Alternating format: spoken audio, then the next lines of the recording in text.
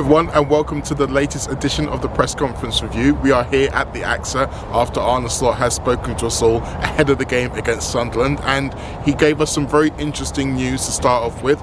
Normally we start with the injury news, but there are some other interesting tidbits to start with, particularly around Mo Salah and exactly when he'll be heading off to AFCON. The news is that FIFA have decreed the date will be the 15th of December, which means that he'll be available for the home game against Brighton but be gone before the trip to Spurs. Now, Slot did kind of call a bit of this into question in as much as he spoke about the way that these things normally happen in terms of a collaboration between the player, the club and the international federation. So which maybe opened the door to suggest that there might be a little bit of a wriggle room in terms of this, but I'm not entirely sure that's the case when you think about FIFA decreed that this was the last possible date that he could move away, and to think about being available for the Spurs game 5 days later feels like a bit of a stretch. Now, Egypt will have a training camp as opposed to any mandated official games as part of AFCON in those 5 days, but the expectation still is that Salah won't be available for Spurs, which means that he's got 4 games left before he heads away. And after what happened at West Ham, where he didn't play at all, it'll be interesting to see how many of those games he plays from the start. Now, there was some injury news, and it was positive news. Conor trained for the first time yesterday, and he's expected to train again later today. Unfortunately, that doesn't put him into contention for this game against Sunderland, but Slot did expect him to be in contention for the game against Leeds United. Whether that's from the start or from the bench, we'll have to wait and see. There was also positive news on Jeremie Frimpong, who's expected to join training next week, which again will then put him maybe another 7 days behind in terms of when he can come back into the squad. So maybe he will be available for the squad when he gets to that Spurs game. We'll have to wait and see. Maybe it'll be Wolves a week later where he returns for his team action. But it's a more positive situation for Liverpool, particularly in that right back area. Ironically enough, after Joe Gomez appeared to have solved that problem with his performance there against West Ham. But we'll get into all that during the top takeaways. Top takeaway number 1. Mo Salah has a big ego, but it's not bigger than the team. There was always going to be questions about Mo Salah, despite what was almost a perfect day for Arne Slot at the London Stadium. A goal for Isak, a clean sheet for the team, a win, an away win at that, and a great performance for Florian Wirtz. But with all of this coming with Mo Salah sitting on the bench, the questions were always going to be about what this means for his involvement for the rest of the season and for the rest of his Liverpool career, and crucially, how would he take it? This was only the 4th time in his entire Liverpool career that he was on the bench and did not come off of it, and the last time was 5.5 years ago. So this was a big deal, and there has been lots of talk about Mo Salah and how his ego can sometimes get in the way. I saw what Uli Hoeneß was saying about Liverpool in general, and about how they would all need their own ball because there's so many egos, when he was talking about Florian Wirtz. Listen, Uli, just let it go, yeah, mate? Let it go. Trust me, you'll feel better. But anyway, I always thought it was a little bit weird that people talk about egos at Liverpool, because there's never really been that suggestion from the majority of the squad. You would say Mo Salah was the only one who really ever feels like he has an ego. But Arne Slot confirmed what we also know about Mo Salah, which is he's very much a team man. We've seen it in how he has been a mentor to so many of the younger players over the course of his Liverpool career, particularly in the last few years. You think about Harvey Elliott, you think about Rio and Gamero and how they've spoken about Mo Salah. And again, it was a similar situation in the aftermath of him not being picked for this West Ham game. He was, as Arne Slot said, around the team, very encouraging, very much not allowing his own personal feelings to get in the way. He obviously made it clear that he wasn't happy, as you would expect any elite player to do, but he didn't become a problem. I think that's going to be the really key thing going forward. If that can maintain, then there may well be some more time for Mo Salah in this team. That's been one of the big things that people have been unsure about in terms of when we get to the end game of Mo Salah's Liverpool career. Can he be a bench player? Can he be someone who only comes in sporadically and is still effective? Can he be more of a James Milner than a Jordan Henderson? That's really what we're asking here. And most people assumed that he would be more Jordan, in as much as when he wasn't in the starting lineup, he wouldn't want to be here anymore. Which, when you add it to all of the links with Antoine Semenyo maybe coming in January, started to think that maybe this is the end of Mo Salah at Liverpool. Maybe it's going to come quicker than we all thought. Maybe it won't even be the end of this season, maybe even sooner. But if what Slot said is true, and we've got no reason to disagree or to unbelieve him, then that might not be the case. Salah might still be able to come in and be a contributor at times without necessarily having to start every single game. Particularly, I think, if Liverpool are in the fight for trophies once again, he will want to add more medals to his collection before he leaves his club. And even if it means that he's not necessarily as involved as he would like, we'll have to wait and see exactly how he deals with it. But I would not be surprised to hear him say that I still want to play, but if I'm not going to play, I'm not going to upset the harmony of the squad, which is what we all really need to hear. Top takeaway number 2, Slot may have to change a winning team. He was asked about this in regards to the fitness of some of the key players against West Ham. So Alexander Isak, who came off immediately after he scored, Florian Wirtz, who has only just come back from injury, and the same with Joe Gomez. Would these players be able to play 3 games in a week or 4 games in 10 days, which is what Liverpool face with Sunderland, Leeds and Inter Milan all coming up before next Tuesday? Now, Slot wasn't going to make any kind of decision right now. He says he needs to see them in training today to get more of a gauge of who he can use and who he can't use. But it is an interesting conundrum. As I mentioned, Isak looked like he was struggling physically, according to Slot. He said that he had a bit of cramp just before he came off, and Slot was going to take him off imminently anyway. Thankfully, everyone, should I say, he left him on to get the goal. But that does kind of call into question whether or not he can make the starts in all 3 games. As I mentioned with Wirtz, he's got just coming back, so you want to be careful with him. And Gomez, it was only his first 90-minute performance in a month, only his 3rd of the season, and his 1st in the Premier League since playing against West Ham last December. So you kind of need to treat him with kid gloves a little bit. Which then kind of begs the question, which game is the game in which they don't play if they can't play all of them? So you think about Sunderland, it's a game at home, it's a game where Liverpool is probably expecting to have most of the ball, try to be front-footed. These are the kind of games that you want Florian Wirtz to play. There is an interesting dynamic as well with obviously him facing his former captain at Bayer Leverkusen, Granit Xhaka, in the Sunderland midfield. Speaking of Sunderland, there's quite an interesting dynamic for Alexander Isak as well, being a former Newcastle attacker, and I'm sure the Sunderland fans will be letting him know all about that. So you wonder whether or not that comes into play for whether either of those 2 players play from the start. I suspect we will see Wirtz from the start.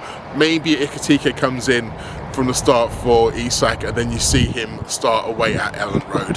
The interesting one for me though is Joe Gomez, because you can look at it from 2 different ways. You can think Sunderland are a very physical side, and so having another defender in the ranks, particularly a physical defender like Joe Gomez, will probably help at set pieces, which are going to be so vital against the Sunderland side. But then also, as I said, we are going to have lots of the ball. We are at home trying to make the play. And also, you're going to be playing against the Sunderland side who are very aggressive in how they press, putting less time on the ball for defenders. And if you think about that West Ham game, they gave everyone lots of time on the ball, particularly the defenders. So maybe this is the time to put a midfielder into the defence, which is what I'm saying, if you're going to have to do it in one of those 3 games.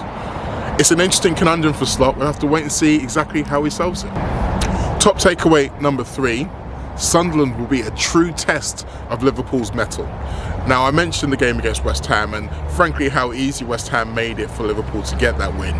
Sunderland will do nothing of the sort. I've just mentioned they're an aggressive side, good at set pieces. They're someone who likes to aggressively press high up in a man-to-man formation. Basically all the things that Liverpool have struggled with recently. Going to have to be good at duels, probably going to be some aerial bombardment in there as well. Second balls are going to be important. Like I say, all the things Liverpool have struggled with recently.